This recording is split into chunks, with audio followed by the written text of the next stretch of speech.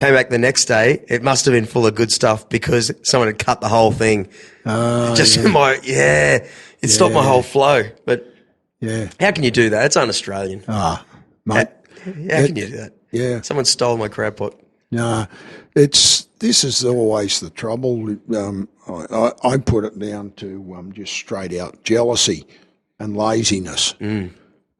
People are lazy, but then they sit back and they watch other people and they get jealous of what they've got, but they forget that you have to work for it. Yeah. And that's the biggest problem with our kids today. They're not taught the responsibility and work ethic that we were taught when we were kids. And the feeling of happiness when you do something good. Because that guy, no doubt, today would be thinking, I've done bad and bad things are happening. Achievement is the best happiness you can get, Drew, in whatever you do. It doesn't matter what you do in life. If you've achieved something, it makes you feel good, and there's a happiness that comes with it, a contentment that comes with it, Yeah. Okay. You know what I say when I sort of talk about you to other people? I say a bunch of things. But one cool one that... That big bastard. Recently you and Don't upset him. Oh, yeah. That's great. But one to me it's massive, all right? When I moved to the Gold Coast in 98, and I was from Brisbane, went to Sydney, came back to the Gold Coast, okay? So the Gold Coast is special to me, full stop. But when I moved here, I was with a girlfriend at the time who had she was like a promotions girl, and her first job was to go to the Wintersun. Yeah. That was a parade. I think it was Saturday and Sunday down, what's that, Griffith Street? Yeah. Of Coolangatta. Yeah. And I remember, and it was all floats, and I remember just going, wow, this is that festival I'd never been to that had been around since the late 60s or something. No. Or 70s. The festival, as you saw it, with the 50s, 60s nostalgia, actually started in 1987. Right. But the Wintersun Festival started in the 70s. But it was a billy cart derby and a wine and cheese and jazz festival. And you were there? And no. Right. I was in Sea Rescue at the time. I was 15 years in the Tweed Sea Rescue, Tweed Marine Rescue, and early days it was known as Air Sea Rescue, Yep. And in 1975, I organised a big boat race on the Tweed River to raise funds for the Sea Rescue, which we did. The idea was to keep it going, but we couldn't get sponsors to run it again the next year, so we dropped it. But in 1985, the people from the Wintersun Committee rang me, they knew me, and said, Jim, because of insurance reasons, we can't run the Billy Cart Derby anymore. Can you come on board with us and run that boat race you ran for Sea Rescue some years back? And it was exactly 10 years. That's how I know it was 1985.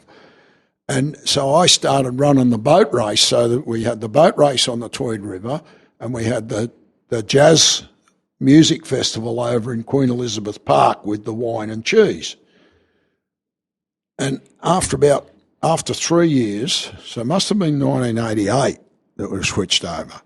But after 3 years, boats were really going well. It was big. I don't know whether you ever remember that on the Tweed River. I remember of it. I didn't see it. Yeah, I knew it was huge. Told me about it. We had water skiing and power boats, and because of my connection with the sprint cars, I knew all the big power boat drivers too, and owners. So I was able to get the cream of the crop from all over the country, and the boat racing went really well.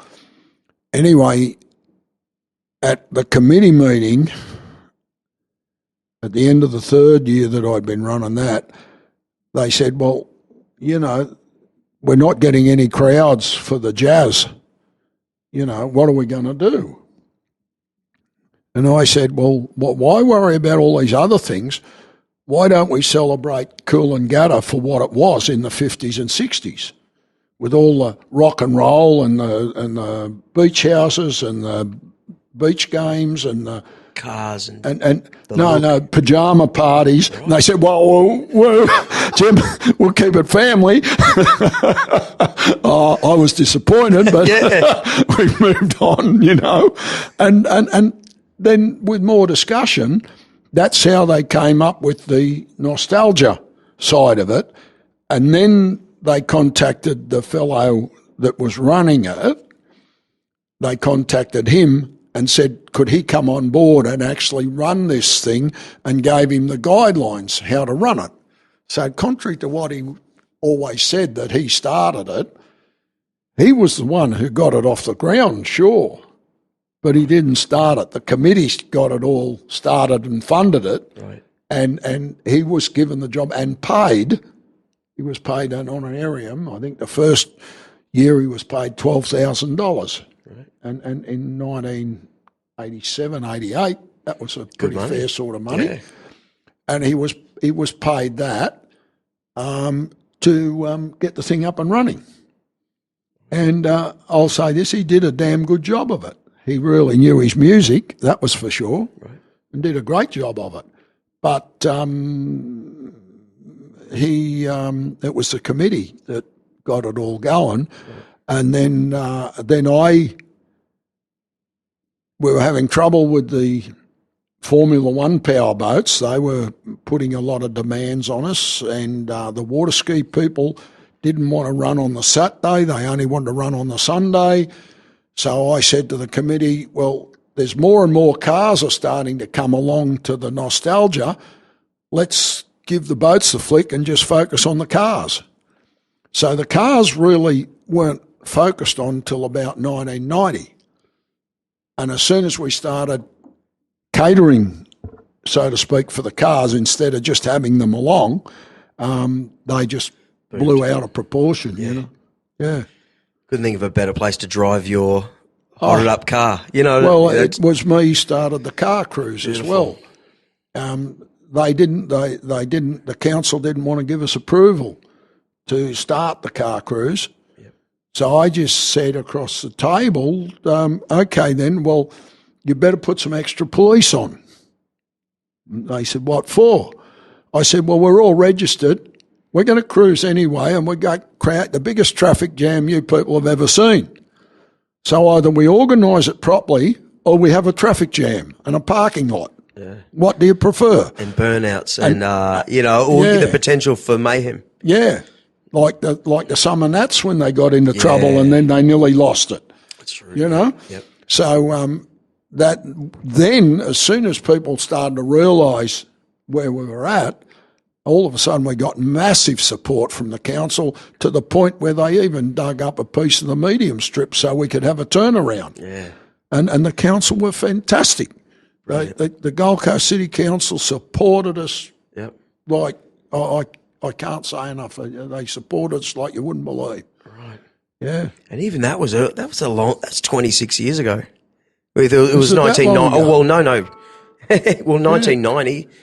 That's 26, yeah. Isn't that crazy? That's 1990. I'm saying that because you have been in that area speaking with councillors and locals, and even before then with the boat racing people. Yeah. That's a lot of contact. Yeah. And, and you're still there today with the Cooly Water Rocks On. Police and Maritime Services in New South Wales and all that.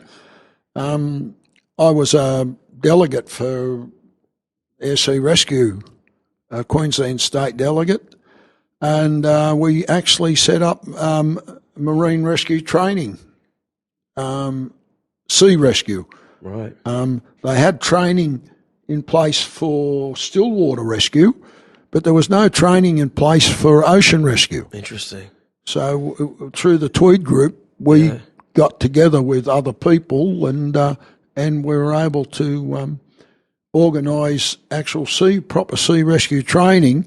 They then sent us to the police training centre in Marrickville, the Police Rescue Training Centre in Marrickville in Sydney, and we actually got a marine sea rescue training section within the police training section down there as well.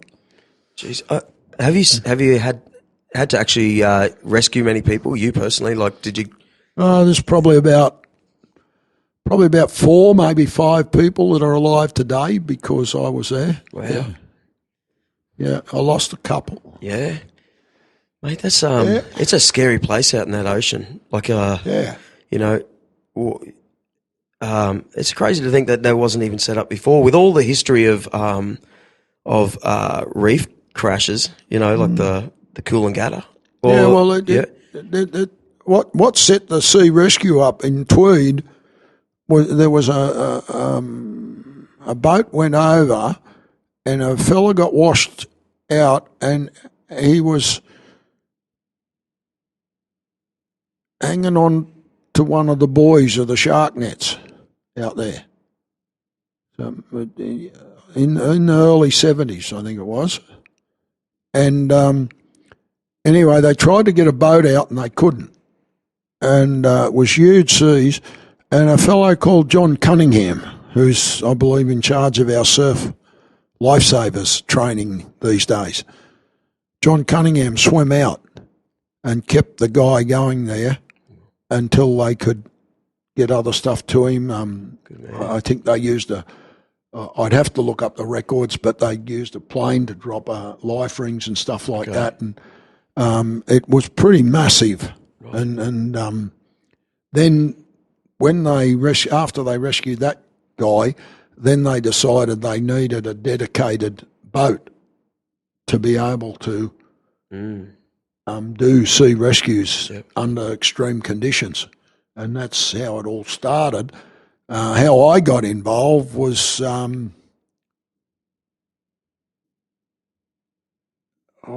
would have been, I got a newspaper clipping at home. It's 72, maybe 73. I rolled a boat over on the Tweed Bar. We got hammered and went down. There was 4 of us, and my brother and 2 other fellas, and me and my brother, both very strong swimmers, so we got the other 2 fellas onto the rock wall, and then the sea rescue came round and pulled the boat, put a rope on the boat, and they saved the boat as well as got me up out of it. And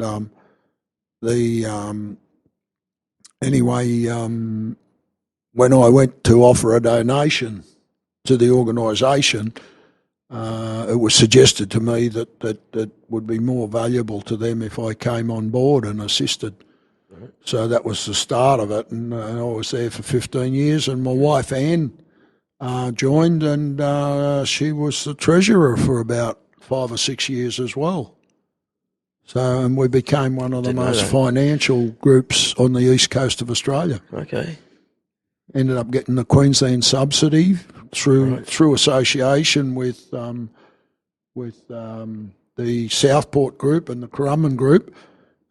President of Southport was a fellow called Ted Elks. Ted, unfortunately, has passed away, and the Currumbin Group was headed up by Mal O'Brien, who's still around today. Mm-hmm. Resides up on Coochie Mudlow, I think. Yeah. Before then, you were in you raced Speedway in Sydney. Yeah. Yeah? Yeah. So in the, mid-60s? No, right at the start of the 60s. I left school in 1959 in November. And my old man took me by the ear and said, there's an apprenticeship for a panel beater down in Brookvale. You should be a panel beater. We went down and I got the job.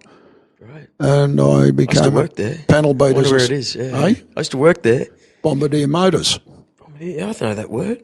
Bombardier, he owned half of Brookvale. Okay. Sammy, great guy. Right. Yeah. I worked on Italian fella, but great guy. Manly Pittwater Road. Oh, yeah, yeah. Yeah, so but at the Brookvale end, right? Yeah. Okay. What do you do there? Oh, in the back of a Vespa shop, a scooter shop. Oh, okay, right.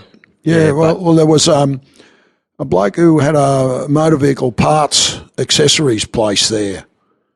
Was big in Brookvale. And he used to bring in a lot of motor. This is before you had Supercheap and all those people. Yeah.